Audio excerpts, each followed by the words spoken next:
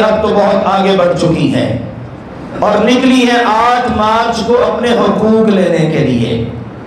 کیسے لے رہی ہیں حقوق؟ ساری دنیا کی نگاہوں میں واہیات قسم کے بکواسات، نہ عفت رسول کا پتہ، نہ عفت عائشہ کا کوئی پتہ۔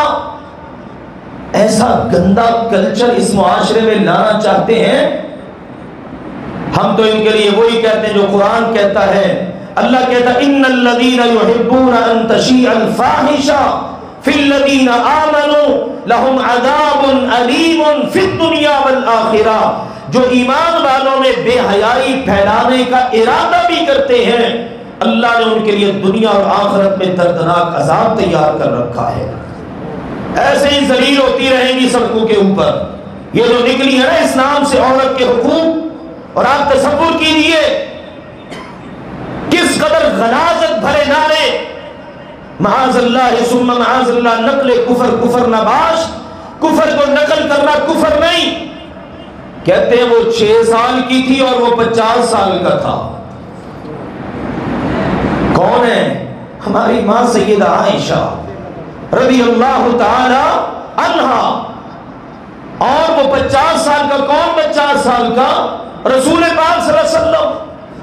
کوئی قانون حرکت میں نہیں آتا، کوئی ان کو روکنے والا نہیں ہے، اور یہ نکلی ہیں حقوق لینے کے لیے۔ یاد رکھیے اسلام نے جو حقوق دے دیے ہیں نا، وہ دنیا میں کوئی اور حقوق دینے کا تصور بھی نہیں کر سکتا۔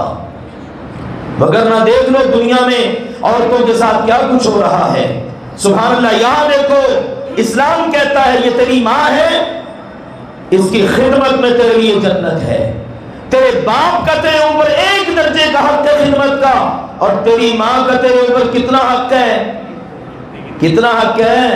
ماں والوں بولو کتنا حق ہے؟ 3 درجے زیادہ۔ لائیے مثال اس کی دنیا میں، پھر کہتے ہیں عورت کو حقوق نہیں ملتے۔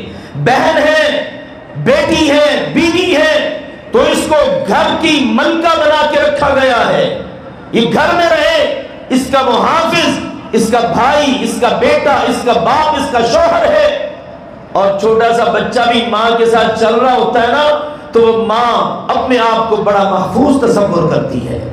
تو بہرحال یہ گندا کلچر ہے، انشاءاللہ اس امت نے نہ قبول کیا ہے نہ کریں گے۔ یہ کھلے بازوؤں والی، یہ کھلی گردنوں والی اور ننگ دھڑنگ بیچاری، اور یہ آ کے سڑکوں پر واہیات قسم کے نعرے لگائیں اور ہمارے ملک کے اداروں کے خلاف بھی بکواسات کریں، ان کے اوپر تو گستاخی رسول کے اور ریاست سے غداری کے مقدمے ہونے چاہیے، تاکہ ان کی نسلوں کو بھی پتہ چلے کہ اس طرح سے نکل کر مقتدر اداروں کے خلاف اس طرح کی بکواسات کرنا، پھر اس سے بھی بڑھ کر کتنے مسلمانوں کی دل آزاری ہوئی ان جملوں کے ساتھ۔ بہرحال آزادی ان کو مبارک ہو جو اس طرح کی آزادی لینا چاہتے ہیں، اور الحمدللہ ہماری خواتین اپنے گھروں کے اندر محفوظ، پردے کے اندر محفوظ، الحمدللہ پرسکون انداز کے اندر اپنی زندگیاں گزارتی ہیں۔